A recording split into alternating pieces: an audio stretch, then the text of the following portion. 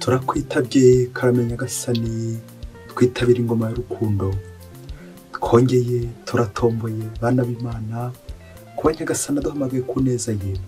Ku izina ry'Imana Data na Mwana na Roho Mutagatifu, amen. Amahoro bana b'Imana, ni muhumure, Imana iradukunda. Ije kudukiza kuri wa gatanu w'icyumweru cya 24 mu byumweru bisanzwe, tariki 19 Nzeri 2025. Dore amasomo agiye kuduhuza n'Imana. Isomo rya mbere ni iryo mu Ibaruwa ya mbere Pawulo Mutagatifu yandikiye Timote, umutwe wa 6 umurongo wa 2 kugeza ku 12. Nkoramutima yanjye, ngiye ibyo ugomba kwigisha no gushishikariza abandi. Nihagira umuntu wigisha ukundi, ndiyite ku magambo aboneye y'Umwami wacu Yezu Kristo no ku nyigisho itoza gusabanira Imana, azaba ari umuntu wahumanyijwe n'ubwirasi. Aba ari injiji irwaye gukurura impaka no guterana amagambo. Aho niho hava ishyari, amakimbirane, gutukana, gukekana nabi, n'impaka z'urudaca ziterwa n'abantu bararutse umutima, batakimenya ukuri kandi bakibwira ko ubusabanira Imana ari uburyo bwo kwishakira inyungu. Yego nanone usabanira Imana birimo inyungu nyinshi cyane, ariko ku muntu wishimiye ibyo afite. Koko rero nta kintu twazanye kuri iyi si, kandi ni nako ntacyo dushobora kuzayimukanaho. Igihe rero dufite ibyo kurya n'icyo kwambara, tujye dushimishwa n'ibyo. Naho abarerekeye kurundi ubukire bagwa mu mutego w'ibishuko no mu byifuzo byinshi by'ubucucu n'ubugiranabi, bya bindi biroha abantu mu butindi no mu cyorezo. Ni koko umuzi w'ibi byose ni irari ry'imari, kubera ko bamwe bayohotseho byatumye bitandukanya no kwemera, maze umutima wabo ushengurwa n'imibabaro itabarika.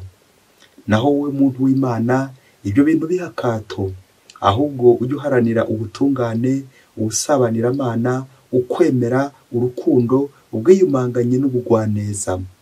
Rwana intambara nyayo y'ukwemera, uronke ubugingo bw'iteka wahamagariwe, nk'uko wabyiyemeje igihe wahamyaga ukwemera kwawe ushize amanga mu ruhame rwa benshi. Iryo ni ijambo ry'Imana. Zaburi ya 49, hahirwa abakene ku mutima, kuko ingoma y'ijuru ari iyabo. Ni kuki nagira ubwoba mu minsi mibi, ngatinya ubugome bw'inyegenge zinkikije, cyangwa abantu biringira ubukungu bwabo, maze bakiratana ko batunze byinshi? Nta muntu n'umwe wabitanga ngo bimucungure, cyangwa bihe Imana bimubera ingwate. N'uwatanga ibingana bite ngo agure ubuzima, namenye ko amaherezo buzazima burundu. Ntibikagukange rero nubona umuntu abaye umukire, n'ubwamamare bwe bukagenda bwiyongera, kuko umunsi yapfuye nta na kimwe azajyana ikuzimu, n'icyubahiro yari afite ntazakimanukana iyo ngiyo. Akiriho ajyaga yirya icyara kishimagiza ati, dore barakurata kuko byose byaguhiriye. Nyamara ntazabura kujya aho abakurambere be bagiye, bo batazongera kubona izuba ukundi. Hahirwa abakene ku mutima, kuko ingoma y'ijuru ari iyabo. Nyagasani Yezu nabane namwe. Amagambo y'Ivanjili ntagatifu yanditswe na Luka, umutwe wa 8 umurongo wa 1 kugeza ku wa 3. Muri icyo gihe Yezu ashyira nzira, azenguruka imijyi n'ibisisiro, yamamaza inkuru nziza y'ingoma y'Imana. Ba 12 bari kumwe nawe. Hari kandi n'abagore bamwe bari bakijwe roho mbi n'izindi ndwara, barimo Mariya bise Madalena, wari wameneshejwemo roho mbi ndwi. Hari na Yohana Mukashuza umunyabintu wa Herodi, na Suzana n'abandi benshi babafashishaga ibintu bari bafite. Iyo ni Ivanjili ntagatifu. Bayoboke b'Imana, nimugire amahoro. Murakaza neza kuri buri munsi. Nyagasani araguhamagaye, nanjye arampamagaye kugira ngo atugirire neza buri munsi. Hari imvugo Kinyarwanda igira iti, ukurusha umugore mwiza burya bakurusha urugo rwiza. Imvugo dushobora kuyishyigikiza ingero 3. Uzarebe iyo mu rugo rumwe umugabo n'umugore babanaga, umugabo agatanga umugore gupfa muri urwo rugo, uzarebe uburyo abana basigara. Hari igihe bigora umugabo usigara bitaho. Rimwe na rimwe mu mvugo zacu z'abantu, igihe bamwe bifuza bati yaba ari umugabo wabanzaga gupfa mbere y'umugore, ngo kugira ngo akomeze kwita ku bana. Ariko byose nyine murumva ko ari urupfu. Ntawigenera urupfu, ntawumenya igihe azapfira. Umugabo ashobora gutanga umugore kimwe n'uko umugore nawe yatanga umugabo, ariko bamwe bati yaba byibuze ari umugore wari usigaye kugira ngo akomeze kwita ku bana. Hari urundi rugero ngo iyo umugabo aciye umugore inyuma ngo hari igihe umva ngo ntacyo bitwaye, ariko kabutindi iyo umugore ari uciye inyuma umugabo we ngo bizana imvururu, ngo iyo umugabo abimenya ngo ikibazo giremereye cyane. Simbizi nawe urwo rugero uze kurana ntaho huri narwo, bikurikije n'ubuzima turimo bwa buri munsi. Bamwe na bamwe bakorera muri ibyo bintu bibi, ubuzima bw'icyaha, kubeshyana, gucengana. Iyo umugabo acenze umugore bigenda bite? Iyo umugore nawe acenze umugabo bigenda bite muri urwo rugo? Ikiruta ni ikihe? Ninde wacenga undi urugo rugakomeza rukagenda neza? Nyagasani akomeze gutubabarira. Urugero rwa gatatu uzarebe kandi koko bishobora kuba ari byo. Noneho umugabo aramutse atorongeye akagenda agacika urugo, ko biri kose umugore ngo ashobora kuba yafasha abana akabitaho mu gihe umugabo yacitse, yagiye atorongeye, yagiye mu yindi miryango. Ariko birababaje, uzabicunge nawe kubona umugore noneho ari utorongeye agacika urugo akajya kure, bishobora kurangira urugo rushiragiye, kuko wa mugabo bigoye ukuntu azita kuri ba bana, wa mugore wabaye ikirara. Hari igihe byakoroha umugabo akaba ikirara, umugore agakomeza kugenda yihangana buri munsi. Ibyo byose tumaze kuvuga biratwerekeza ku mwanya ndatsimburwa w'umugore mu rugo. Urugo rugizwe n'umugabo n'umugore, ko umugore agomba guhabwa agaciro kandi ko atagomba gusuzugurwa kubera umwanya afite wibanze mu rugo. Aya masomo rero tumaze kuzirikana aratwerekeza ku uruhare rw'umugore mu iyogezabutumwa. Abari n'abategarugori mwongere mwibutse akamaro cyangwa umwanya ndasimburwa wanyu mu iyogezabutumwa. Duhereye ku rugero rwa Mariya Madarena ndetse na Bikira Mariya batubimburira, mu gihe Bikira Mariya abimburira ubuzima akabyara umwana w'Imana we waje kuducungura. Twongere tuzirikana urundi rugero rwa Mariya Madarena, uwabaye uwa mbere mu kubona Yezu amaze kuzuka, akitwa intumwa y'intumwa. Uruhare rw'umugore mu iyogezabutumwa, uruhare cyane cyane turabona mu buzima bwa buri munsi ndetse n'ubuzima bwa Kiliziya. Hari ikintu gitangaje ngo inshingano z'umugabo n'umugore mu rugo ngo zihinirwa mu nshinga ebyiri. Mu gihe umugabo atondagura inshinga yo gutegeka, umugore aba ari gutondagura inshinga yo guteka. Commande et préparer. Turaza gutinda cyane cyane kuri urwo ruhare rwa kabiri, kuri uwo mwanya wa kabiri wo guteka. Préparer, guteka no gutegura mu rugo, ugategura amazimana amafunguro, gutegura abana, gutegura umugabo, gutegura urugo. Isomo rya mbere ry'uno munsi Pawulo yandikira Timote aramwerekeza ku migenzo myiza agomba kwitwaza kugira ngo ashobore kuyobora umuryango w'Imana, bityo akazirinda kwisanga inyuma y'ubutegetsi nk'umugabo uri gutegeka gusa, bya bindi biganisha ku kwiruka inyuma y'ikuzo, kwiruka inyuma y'amafaranga, nyuma y'ibintu, bikaza kurangira ubuze umwanya w'Imana. Ahubwo rimwe na rimwe ukaba wakwisanga inyuma y'imyotsi. Navugaga gutegura mu gikoni, mbese nk'umugore, imvune, ishavu, agahinda n'ibindi byinshi cyane bijyana no kuvunika, dore ko ingoma y'Imana nyine ari ukuyikorera no kuvunika. Ati ntabararikiye kurunda ubukire bagwa mu mutego w'ibishuko no mu byifuzo byinshi by'ubucucu n'ubugira nabi, bya bindi bibaraho mu butinde no mu cyorezo. Amen, amen, amen. Nguko natwe tugomba kwita ku mirimo yacu tukayerekeza ku Mana, aho gukurikira ibintu ndetse n'abantu tugakurikira Imana.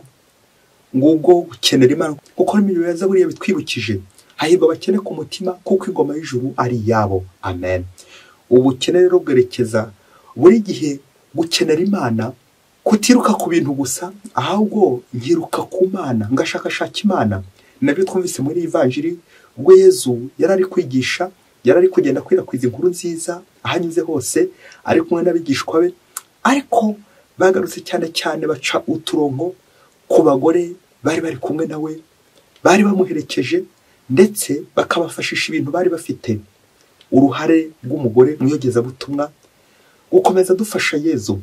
Ni kangahe Yezu nanjye nkenera ngo mufashe dufatikanye mu murimo wo kogeza inkuru nziza. dufatikanye mu murimo wo gucungura abantu.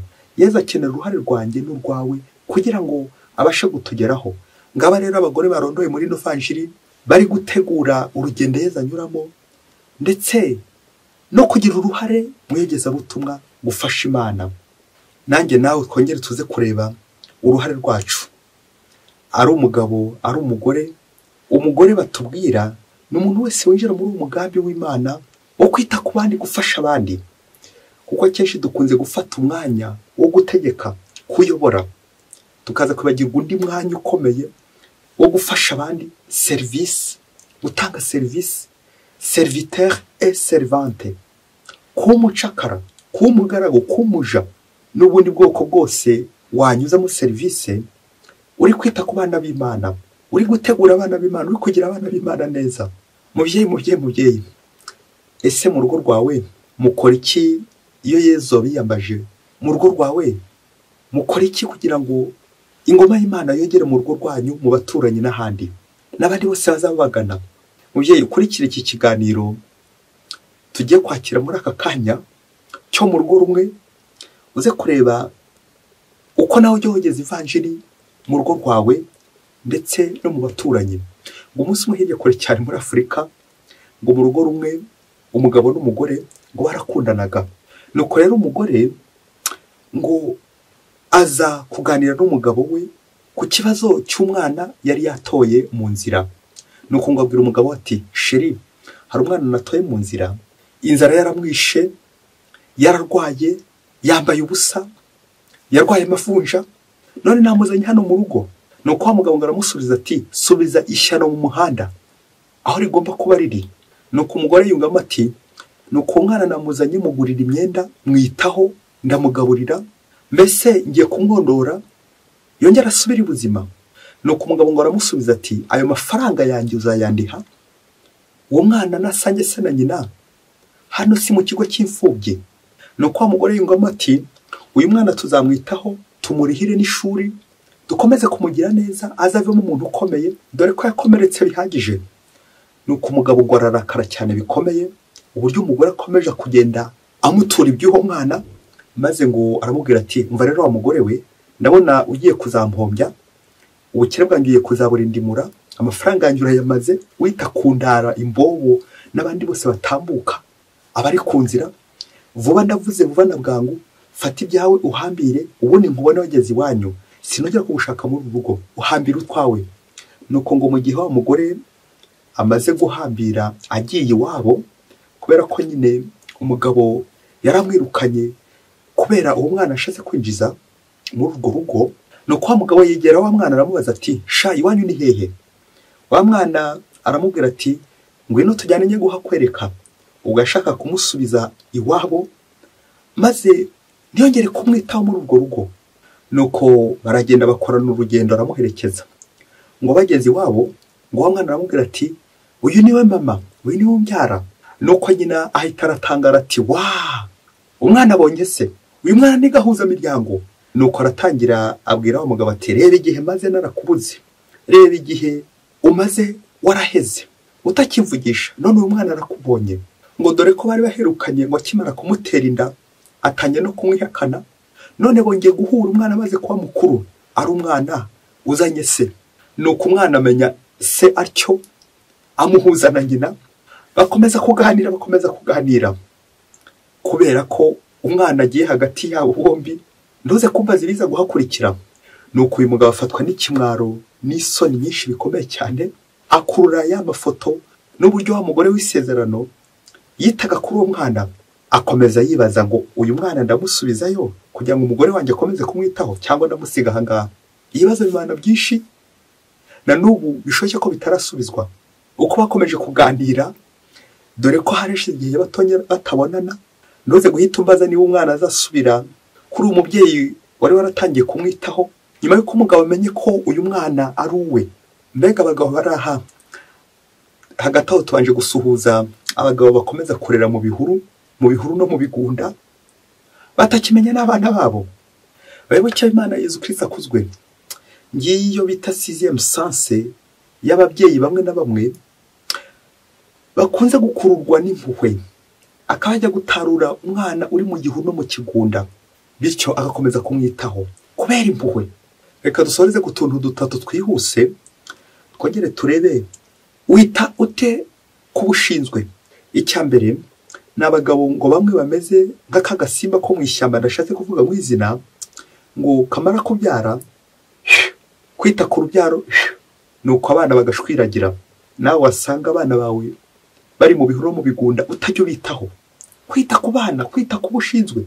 Rero kuraje rwose abamama bacu turabasuhuje, ngo akabura ntikaboneke nigeraho umuntu wa wundi ukomeza gukwitaho agakugira neza aho muhuriye, mu mufurege, mu muhanda, akagutora kugira ngo agutake ubutungane. Hari ikindi kibazo cyakunze kuvuka mu mateka, bati cyo bikora ushobora gushidikanya kuri papa wawe ariko biragoye ko washidikanya kuri mama wawe. Twongere dutekereze ababyeyi uburyo batwitaho. Ese mubyeyi wita ku bana bawe uko bikwiye? N'igihe umwe muri mwe yataye urugo ukomeza kurusigasira, ubyibazeho. Icya gatatu, ngo mu gihe abagabo bakunze gutegeka nk'aho twabivuze ni amategeko, abagore akenshi bari abanyampuhwe. N'igihe cy'imisanzu, ngo abagore bona batanga imisanzu kurenza abagabo, bishoboke ko ari mu kiliziya n'ahandi henshi batabaje bati dutange imisanzu, dutange imisanzu. Nanjye ndamutse ntazi umukoranga kuri buri munsi ati twese dutange imisanzu, tuzafasha abakene, abatishoboye, abababaye, indushyi, turihira abana amashuri. Uko biri kose dushobora gusanga ari abagore bitabiriye kurenza abagabo. Ni ukubera iki? Ni za mpuhwe. Umuntu wese ugira impuhwe nyine, impuhwe za kibyeyi za wa mugore ziramusaba nyine akavuga ati nanjye nshobora kugira uruhare mu gufasha uriya n'uyu n'uyu. Nuko rero bikaza kurangira abagore babaye benshi. N'ubu nshobora gutanga umwitozo nka 5% abagabo bakwitabira, 95% abagore bakaba bakwitabira. Ntabwo nje kuguhinyuza, dushatse twabikora, ariko icyo nashaka gusorezaho, abagabo benshi niba ntibindeba bakigendera, ntibite ku rubyaro, ntibite ko bashinzwe. Uwo mwitozo yashatse kuwutanga, ariko nawe ujye wibwiriza nk'umugore wese. Niba ushaka guhinyuza undi gukubwira, uzakora urutonde muri groupe, mu itsinda n'ahandi henshi, uvuga uti hari umuntu wagize ibyago tugiye gufasha, tugiye kwitaho, n'ibindi. Uzasanga kenshi niba uru rutonde rugizwe n'abagabo n'abagore, uzasanga bitabira benshi ari abagore. Ni ukubera iki? Bagabo wowe nanjye turimo. Twongere turebe umutima wacu w'impuhwe aho ugarukira. Twongere turebe niba tudategeka gusa, aho kugira ngo duteke, guteka, gutegura, kwita kubo dushinzwe buri munsi. Mwese Imana ibahe umugisha. Imana Data na Mwana na Roho Mutagatifu. Amen. Hanyuma Sumuko Ladislas wa Diocese ya Cyangugu.